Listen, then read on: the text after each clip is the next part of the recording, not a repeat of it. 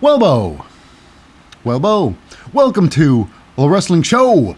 I'm your most fickle host, Lip Hazlewood, and this is a very cynical look back at the latest episode of Representing the WWE, and live from the O2 Arena from right across the pond in London, England. It's Friday Night SmackDown. That's right. This episode is the night before Money in the Bank. That's right. Now, before we dive into the show, just a quick shout out to the non-competitors. That's right. The people who are the glue that holds the building together. First, representing the authority figure, it's, as usual, Adam Pearce. Next, getting all the pre-match interviews and all the backstage scoops, it is Megan Morant. Now, of course, heading into the ring with the ring announcer, and it is Mike Rome. And of course, least we forget, it's the commentary crew, the play-by-play guys, the hosts. And I even call them the, the narrators of the whole damn show. They're the team of my personal favorite. And the heel commentator, and my personal man crush, it's future Hall of Famer Wade Barrett, and backing him up. That's right, he's got the experience of well over 25 years. It is a Michael Cole. Now, without any further ado-s, let's get to the theme song. Louis Soothing Show, baby. All right, now we start the show really big because it is a unified tag team championship match. It's the reigning and defending champions are Kevin Owens and Sami Zayn, and they have the distinct pleasure, the privilege of going against two tasty snacks. That's right, it is the team of Elton Prince and Kit Wilson of Pretty Deadly. And that's true. This match, now, I gotta say, now, coming from last month, the WWE SmackDown and Raw, their tag matches are just like, they don't care about tag ropes. It is what it is. They go in and out, just like no different than AEW or Impact Wrestling. Who needs tag ropes? It's a show, damn it. But right now, they're showing some really good tag team wrestling, just like NXT does on a constant level. This is a good tag team match. Tag ropes are used. It's incredible what the WWE is doing with their tag division, how the rules are a little bit more, applied. Because, of course, the Pretty Deadly, they come from the NXT, and they know what tag rules are. Sami Zayn, Kevin Owens, I'm surprised that they did it. It was a good... Okay, regardless, me fickling about the tag ropes. The tag ropes, really? Really? Okay, so, this match. It was a barn burner. It was about 11 minutes long. It was a great match, a lot of back and forth. Pretty Deadly, having some incredible moves. Kevin Owens, of course. Now, here's the part where Kevin Owens sings. And early on in the match, he gets tagged in. And he does this corner, Santon. He does a front bump Santon on the corner. Now, here's where the thing. Either it's a kayfabe or if it's a real.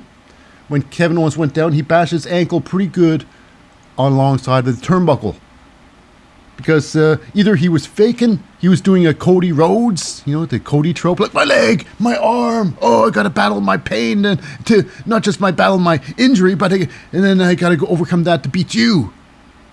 You got a double whammy in his matches. Anyways, I say that because Kevin Owens was clearly injured in the leg. He was really, he was selling his ankle pretty bad. They carry on though, and Kevin Owens still on the roll. After that, he hits Elton Prince with one hell of a swanton. It was beautiful. Just he hit him with everything.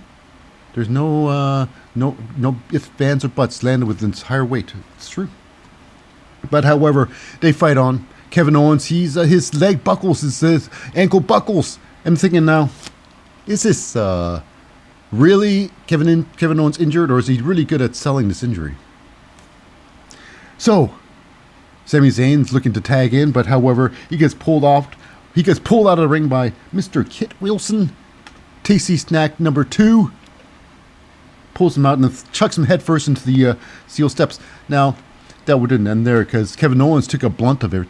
Took a blunt of it in the ring there. Now, Pretty Deadly have a really fantastic. They've got some good tandem moves. This one move, it's the, I guess it's the assisted lung blower. That's right. Elton Prince is Kit Wilson's on top of Elton Prince's back to back, and he gets shot off. Whoo! And then right into the lung blower to Kevin Owens. But however, we got even worse news for Kevin Owens because he gets caught in the spilt milk, otherwise known as 3D, baby, or the one and done. It's basically the same thing as those, you know. The spine buster, this is the spine buster variation with the neck breaker. Kevin Owens goes down, but however, Sami Zayn is there to save the day. And Sami Zayn comes in there. Eventually, Sami Zayn gets tagged in. He starts wrestling up. He starts wrestling by storm. And we get to the final sequence. Would be the final sequence where Sami Zayn, he ends up pulling in Kit Wilson to the ring. Kit grabs the ring apron. He pulls the ring apron in. So this is something Pretty Deadly did before. So with that, Kit Wilson brings in Sami Zayn, pokes his eyes a bit, and then kicks him off. The referee turns her back onto Kit Wilson to focus on, what? Are you okay, Sami Zayn? Did you ask for something? Did you want some pickle juice like you always want? I hear you want some pickle juice. So while the referee is talking to Sami Zayn for whatever reason, I'm thinking pickle juice. Now outside, we got the old switcheroo. That's right, like aka like the Killer Bee style. So we got ourselves this. After that, now Elton Prince goes in the ring there and puts the ring apron over his face so his faces can't see. So then Sami Zayn pulls him out and says, "Oh, you're not Kit Wilson. Oh, what's going on? Kit behind you. Surprise, sucker. Schoolboy."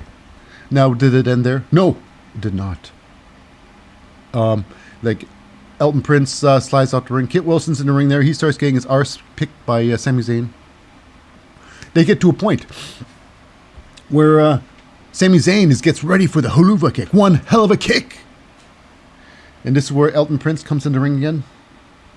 And Elton gets met up with Kevin Owens and a stunner. That's right. The old Stone Cold stunner on Elton Prince. Kit Wilson, then I guess he gets one haluva kick to the face. One haluva kick to the face, and that's it for the match. It was about 11 minutes. It was a really good match. Was it match of the night? Yeah. It was match of the night, all right. It was a great match. Kevin Owens, Sami Zayn, Kit Wilson, Elton Prince. I mean, top tier competitors, no matter what you think of Sami Zayn and Kevin Owens. Oh boy. Okay, regardless. Now we go backstage with Megan Morant. She's with Adam Pearce, and they're about to have a conversation about something. And that's when Sheamus comes in there with Ridge Holland and a Butch. They got a problem with, Solo Sikoa. Because Solo, getting, throat punching Ridge Holland, yeah. And then the match with a Shamey Shame. So I guess he wants some more revenge here. And then their Butch is along with them too. But however, apparently you can't have a match with, Solo Sikoa because he's busy. He's not busy. Solo Sikoa's not busy on the show today. It's true, he's not. So excuse. But however, there's going to be a match though.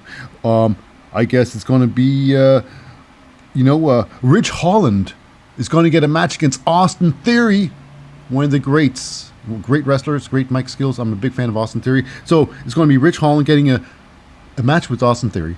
Now, if Ridge Holland wins, Ridge is like, oh, if I beat Theory, do I get a championship match? So if he beats Austin Theory, if I beat Theory, I get a championship match. And now here's the thing. Adam's like, well, you'll be a firm contender. A firm contender.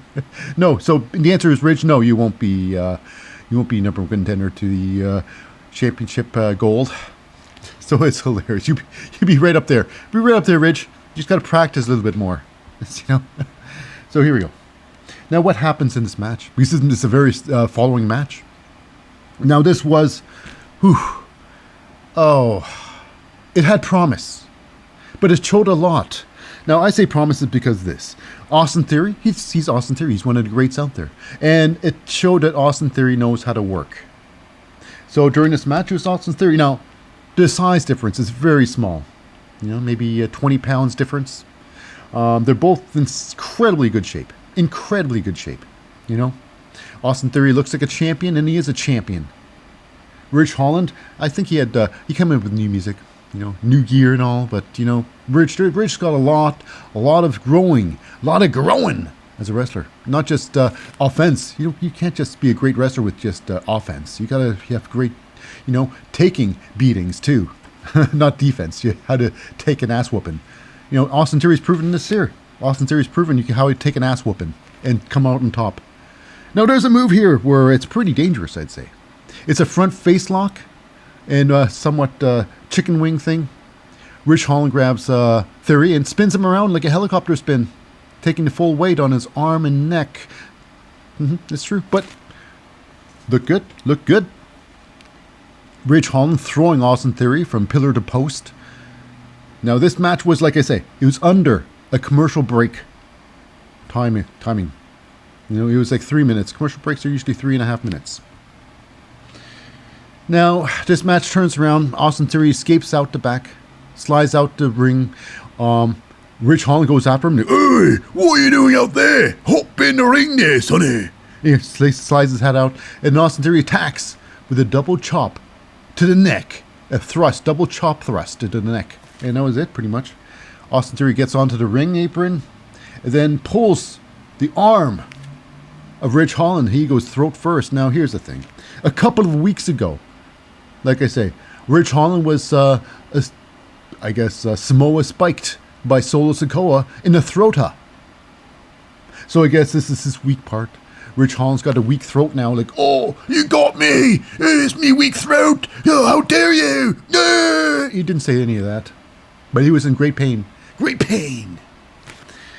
And after that, Ridge Holland Austin gets some distance, separation between the two. And he comes in with a front roll through like a la, Mustafa Ali. He does his front roll through the second rope, so slingshot front roll. And then he gets up with a massive missile dropkick right to the solar plex. Right to the solar plex. Knocks down Ridge Holland. And that was it. A drop kick. I've never seen a drop kick win a match ever. Never ever have I seen a drop kick win a match until now. Until now. Wow. 1, 2, 3, over. With a drop kick. I guess Austin Theory's like, what's going on here? And he decided to beat up some, Ridge Holland after the match. But then, now here's the thing. I don't know why, but Sheamus and Butch, they accompanied him halfway to the ring, and they left him all alone. Things would have been much different if they stuck by their dude. So then after that, the beating happens. Sheamus comes running to the rescue. Butch nowhere to be seen. Oh, forget about it. I mean, what would Butch say? He doesn't say anything these days. He's so not confident with his speech, I guess. I don't know. Butch, I guess his action speaks louder than words. Moving on. We go backstage with the very own Scarlett. And that's right, TikTok. It is, Karrion Kross. And they're calling out AJ Styles. They don't like AJ Styles much, but here's the thing. I don't know. Karrion Kross, he starts so many things, so many feuds, and never ends it. One of them being with Rey Mysterio. I guess they dropped that one because Dominic it doesn't matter. So what's going to happen with this? Who knows? But it's a challenge. He wants to fight AJ Styles later on tonight. So we go on to our next match. It is I guess, whoever wins this match moves on to Money in the Bank. So right now, this is the women's division. It's representing Damage Control. It's Bayley versus Shotzi.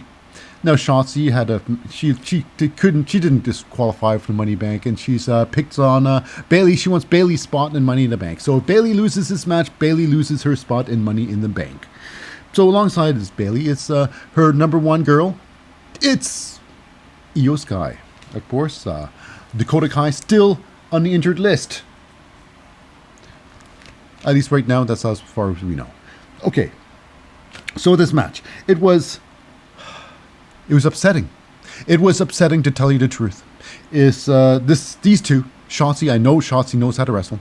Bailey, she's had barn burner, she's had Iron Woman matches. She knows she can go the distance. Hands down, forget about it. These two can go. But they only fought for about 3 minutes. 3 minutes. It was very upsetting. They could have easily have milked this one. How the fans, but the fans loved Bailey. They love Bailey here, man. And they just gave her 3 minutes of Bailey. They could have gave him 10 minutes of Bailey, because there's so much filler there, you know. But regardless, there's a lot of back and forth. A lot of back and forth.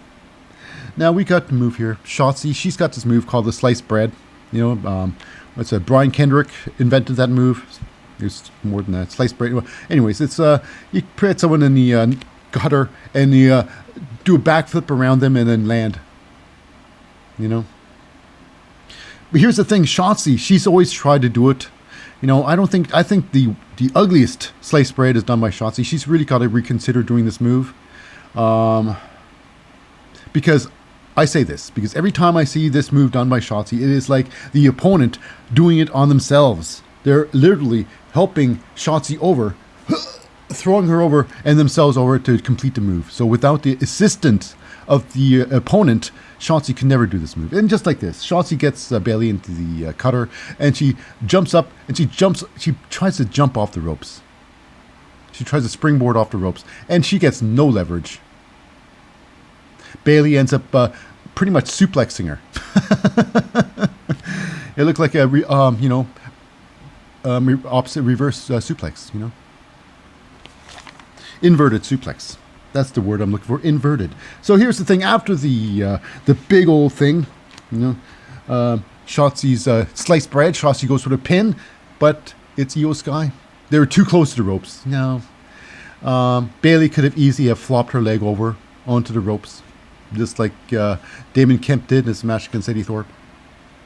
But it was Io Sky thought really fast and put her leg on the rope and got the ref's attention to get him to check on the ropes. And of course, the ref's like, 1, 2, what's that? What are you saying? What's going on? What are you saying? Look on the ropes. Oh, no! No way! Foot on the... It's like, what's going on? So that's happened. That happened. So with that, Shotzi gets upset. And she goes like, how dare you, Io Sky? And she tries to grab her. And then the referee starts getting angry at Io Sky outside the ring. And while inside the ring, Shotzi's wide open to attack. And it's Bailey. She goes up there and she like scratches her eyes. Oh, yeah.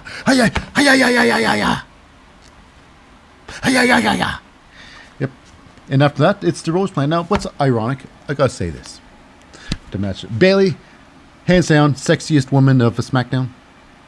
Shotzi and Bailey tonight, their ring gear, at least, their ring gear was on point. Shotzi, ironically enough, her ring gear looked great, but she had her motif was roses all over there. And who knew? That was the telltale sign of the future. She's going to get rose planted. Zang! Bazang! That's right. Shotzi gets the rose plant. And like I say, how fitting. Wearing the proper gear to be done. Wearing roses. Regardless. So now the match is set for the ladder match at Money in the Bank. For the Money in the Bank briefcase. It is representing the LWO Luftwaffe. It's Zelina Vega. Then we got the woman, the man, Becky Lynch. Then you got Bailey and Io Sky of Damage Control. Then you got yourself Zoe Stark with her mentor. And thank goodness she's come around. That's right, Trish Stratus. The legend, the myth. Okay, moving on. Now we go backstage where it gets kind of ironic here. Now backstage celebrating her victory. It's with Io Sky's Bailey, and then Shotzi comes back there. How dare you? Oh, I'm not done with you. Well, she tries to beat up both of them. Really? Didn't bring anybody with you? You think you're just a bravado in there, and like you think you just take on Bailey and Io Sky? Well, regardless, they beat up, Shotzi, suplex her onto the table, and then a reward time, baby. They beat her up a little bit and cut off a lot of her hair. So here's the thing. I guess there's a lot of gimmick changes and a lot of, looks, changing of looks. I think Gigi Dolan's going through one like that. But now it's Shotzi. What's Shotzi 2.0 going to look like? I would say some sort of tank girl, maybe. Short pixie cut, probably. Short, cutting all her hair off, like little short cut.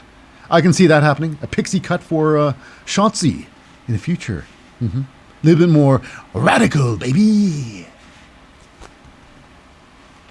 So now we go into the ring. It is, it was interesting. It is the Grayson Waller effect. And his guest for tonight is Logan Paul. And they're talking about the Money in the Bank match. And Logan Paul calls Grayson Waller Grayson Dolan. Hey, Grayson Dolan. It's Waller here, damn it! He didn't say that, but he did call it Grayson Waller Dolan by his birth name. Weird. Oh, anyways, regardless, moving on. Then we got ourselves, I guess this is all just a build up to the next match. 3 of the Money in the Bank competitors end up showing up. And one, everybody in England wanted to see, including myself. It's L.A. Knight, the man with the silver tongue. He can, This guy's got some great mic skills. He's intelligent and he's got a good build. And I think it's great that the WWE's, standing behind him a little bit, giving a little bit more respect. And however, while the WWE's giving LA Knight respect, as such LA Knight's giving Logan Paul 0 of it. It was good. I liked the banter. LA Knight, I think he could have gone off a little bit more on Logan Paul, but he didn't. I think LA Knight let off Logan Paul easy. So anyways, what happens is Santos Escobar comes out there and, I'm going to get that thing too. And then we got ourselves Butch, Mr. Silent but Deadly. Silent but Deadly Butch. He runs to the ring there and he attacks Logan Paul. Now, last time they had in the ring thing, all together thing, the Money in the Bank contestants coming to the ring there. Butch, the only thing he did was attack. He goes to the ring and attacks Logan Paul. So would this be any different? Logan Paul's sitting on a chair. Go, dum-de-dum-de-dum. Hey, look, it's Butch. Oh, he's coming right at me. I wonder what's going to happen. So it's hilarious. So that sets off the huge things. Like, oh my God, it's a brawl. Before the match, before the big thing. But however, this turns out to be a triple threat match. I mean, it could have been a 4-way match. Logan Paul's there. I mean, why couldn't they use Logan Paul? Isn't he a wrestler?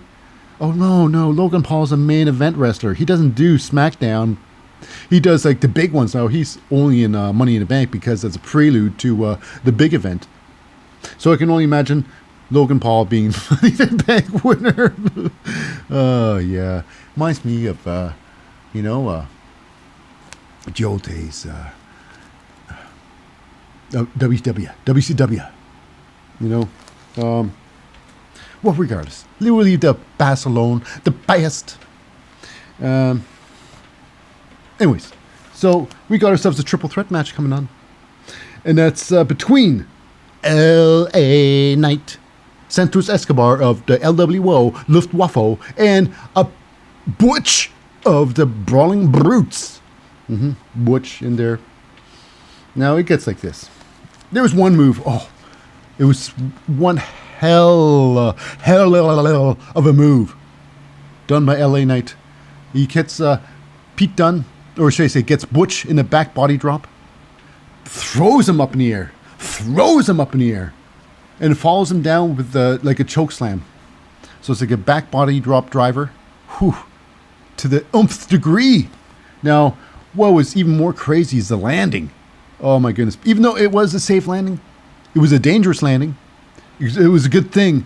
Butch knows how to take bumps. He's a pro, and it shows here because he takes a bump on his high shoulders, neck area. That could have been disastrous, but not in this case.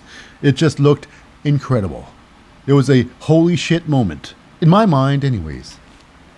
So here's the end sequence. It was kind of depressing. You know, this could have been good. But Logan Paul gets involved in the match. LA Knight slides out of the ring there, and he gets face to face with Logan Paul. And they go, you know, LA Knight's right in his face, pointing at his face, pointing at his face, right at his face. And then it's Santos Escobar. He goes for a tope suicida. LA Knight moves out of the way. Santos topes Logan Paul. Boof, oof. Down they go. Down they go. Now, outside the ring, Santos then gives the LA Knight the flying knee, and I guess, wow!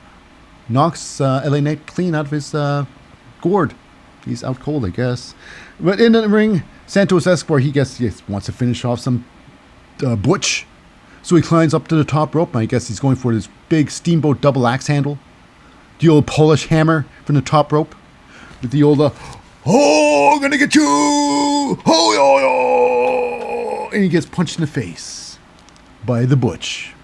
And after that, it's the end of days, baby! The flatliner. You know? The firemen's carry to the flatliner. That's true! So, yeah. And they fight some more, and they all wanted to get top of the ladder to get the briefcase. Everybody's like, oh, I'm going to climb up the ladder, and he got thrown off. Logan Paul's like, oh, I'm going to do that. And then Butch pulls him off, chucks him out the ring, and gets the belt, the briefcase himself. Now, here's the thing. Now, Butch, he's got one of two chances at the actually winning the Money in the Bank. And that's one, slim, and two, none. Slim to none. And I'm thinking the latter. None. That's right. I don't think Pete Dunne's going to win this match. I definitely don't. But we move on. Now, answering the call of the Carrying Cross of the Cthulhu, it's AJ Styles. He brings in his boys, the Good Brothers, Carl Anderson, Doc Gallows. And he says, well, now for you, Scarlett, I got something special. Brings in Miriam, you take care of Scarlett for me. I'm going to take care of Karen Cross. You take care of Scarlett. Didn't quite say that. He didn't quite say it like that. But to watching AJ Styles back, it's Michin. Me chin is on fire. That's right. It's an actual song by an actual person. Okay, so next up, we got ourselves a championship match. The main event of the night, the championship match. It is your reigning and defending champion, Asuka versus Charlotte Flair. Woo, baby, woo. So this match was interesting. It was very hardcore. I mean, it was some things weird that weren't supposed to happen, but it happened. Asuka was, she went to the corner. You know, they had scuffled a bit. Asuka just hit the corner. Charlotte, I think she was supposed to somehow go for a high kick, miss, and hook up her leg on the ropes there. And then Asuka's supposed to move out, go behind her and do a flop, like throw her off. But here's the thing: when Asuka hit the ropes there in the corner, Charlotte just face washed her legitimately with her foot. And Charlotte's got these gigantic feet, and she can really face wash her with your foot. It's true. But here's the thing. Now, watching the match outside was Bianca Belair. Now, Adam Pearce told Bianca Belair, you cannot be ringside, Bianca Belair, because what will happen, we don't want this match to come to a conclusion where you decide who's ended, who's going to be victor. We can't have that. So we don't want you interfering with the match. So that's why Adam Pearce did not want Bianca Belair at ringside, because she would, interfere in some way, because her ego couldn't handle being there. So she got front row tickets. So she's there anyways. I'm here as a fan now. Hey. So here's where it gets the end sequence. The end sequence. Asuka's outside the ring. Charlotte, she goes with her patented move. Charlotte usually does a moonsault from inside the outside the ring. But maybe it's just too dangerous now for Charlotte to actually do a moonsault. So what Charlotte really does is a backflip off the top rope. Now, when Charlotte landed that backflip, and thank goodness no one was hurt or hit. No one was hurt or hit. Because landing right next to Asuka, right next to Asuka, not on her, not even hitting her, but right next to her, she lands. Oh, I'm glad for this. At least no one sprained their ankles doing a maneuver like this. So I'm like, wow, Charlotte. Okay, so regardless, we move on. Because now they're outside here, and Charlotte's giving old Asuka the chops, the old choppy chops, and you wouldn't believe where they're doing the chops. Right in front of Bianca Belair. Really? If you don't see how this match is going to end from a mile away, I don't know. Maybe wrestling's not for you. So yeah. Charlotte goes in the ring there, and then Asuka, and she's arguing and whatnot. And then Charlotte goes out there again to surprise Asuka with a big kick to the head. Asuka, however, moves out of the way. And this is where it gets crazy. Now, Asuka, now Charlotte Flair is now going for his big super kick, going towards Bianca Belair's head. But Asuka, in thinking fast, grabs Bianca Belair and pulls her towards her, making her lower. And therefore, the big kick missed completely missed Bianca Belair. So I say Asuka saved Bianca Belair from being kicked in the face. Literally. So Bianca Belair was saved by Asuka. Period. Hands down. End of sentence. But however, the match tries to be going on. Asuka throws the Charlotte in the ring there. Asuka tries to go in after her, but then she gets sucker punched in the face by, Bianca Belair, doing exactly what Adam Pearce thought she would do, that he didn't want her to do. She ended up doing. So yeah, how about that? So there's going to be some sort of triple threat, maybe tomorrow. I don't know. Not tomorrow. There's enough going on at Money in the Bank. Who knows? But I can see definitely there's probably going to be some sort of triple threat between Charlotte, Asuka, and Bianca Belair. And the winner is truly the Queen of SmackDown. And I have a feeling this is going to be Bianca Belair proving that she truly is one of the greats of wrestling. So after the match, we got ourselves, because after it's been disqualified, Bianca Belair decides to beat up everybody. So she takes Asuka, and finally she gives her the old, kiss of death. She throws her and just lands her on top of the commentating table. And thank goodness, commentary table stayed firm. And then eventually grabbed, Charlotte Flair. Kiss of death her on top of Asuka. Slappo whammo. Thank you. Wham bam. Thank you, ma'am. And that was it for the fights. But however, we were promised some Roman Reigns. Mr. Roman Reigns, well over 1,000 days in champion. And the last time he's defended his belt was against Sami Zayn. And that was a long time ago. That was half a year ago. So, now, here's what gets me. We got ourselves, this is going on, what's going on with the Roman Reigns, the saga. So Roman Reigns and Bloodline saga continues with the Civil War coming up tomorrow at the Money in the Bank, or coming up later on. So this is what gets me. This is what gets me the most. Roman Reigns, 3-belt Roman, I should call him. Because Roman Reigns is the only champion who's not given back the old championship belts. Asuka, she doesn't have 2. It's just like that. What's that? Sami Zayn, Kevin Owens, they don't have 4 belts. So it's ridiculous. It's ridiculous. Rhea Ripley, she only has the 1. She doesn't carry 2 belts. But Roman Reigns, he has all 3 belts. Now, when Roman Reigns was put into SmackDown, only SmackDown, the Universal title, the Universal title became his only belt. The Heavyweight Championship belt, it became stripped. It was null and obsolete off Roman Reigns.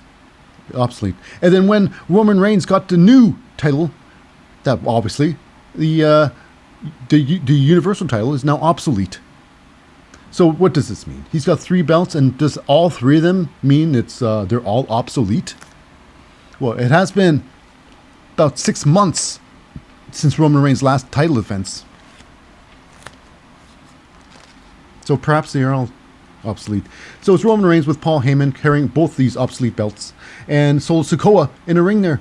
Now the whole thing, they're talking about obviously the Usos and whatnot. And so the Usos come down to the ring. So here's the thing. Roman's calling out the Bloodline. Who's the ones in the Bloodline? Who's the ones? Well, the Bloodline wasn't the ones. Roman Reigns, the only one who was the ones. He's saying that right in front of Solo Sikoa. Solo, keeping his patience and cool. So going to the ring there, it's the Usos. Now, of course, Roman Reigns claims all responsibility for every single bit of the Uso success. And are they correct? Is he correct on that? To an extent, yes. To an extent, yes. I think the Usos were always the Usos. They'll always be one of the great in-ring competitors. But I think Roman Reigns, when they joined their uncle, Roman Reigns, I think then they became WrestleMania competitors. Because before, when they were on their own, they just never got the respect from the WWE higher-ups. They're always talented, but they never got recognition. Until Roman Reigns came in, they got recognized. And then they start giving more responsibilities of being involved more. But regardless of that, it's a fact that it comes down to this. Because of the thing at Money in the Bank, who's going to be? What's going to happen to Roman Reigns if he loses to the Usos? Now, they say that Roman Reigns will no longer be the tribal chief. But who's going to be the tribal chief? Will it be Jey Uso? Jimmy Uso? No. They both do not want any part of the tribal chief. But however, they will endorse one person. Even though he's out of his mind right now. It's their younger brother, Solo Sikoa. That's right. Wow. Solo, he's quiet. He talks quietly and carries a large stick. And that is his thumb, because he bashes people in the throat with it. So Solo Sikoa, yeah. I'm a fan of Solo. Solo is the uncrowned, North American champion.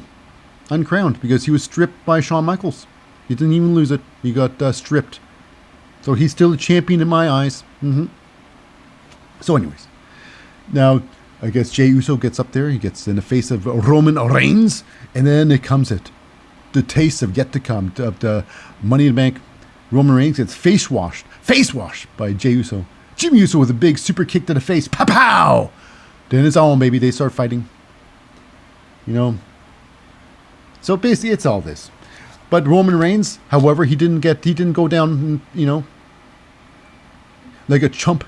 He gets a good punch onto Jey Uso, the Superman punch, but that's about it. It's Jey Uso gets revenge. He at finishing off the chef kiss, the French kiss. We got ourselves Jey Uso with the massive over-the-top tope suicida crushing down on the tribal chief and big brother Solo Sikoa. That's true. But anyways, that does wrap it up for this episode of SmackDown and concludes this episode of The Wrestling Show. But however, stay tuned for we're going to have SmackDown next week with what happened at Money in the Bank and such. So see you then. I'm Lip, signing out.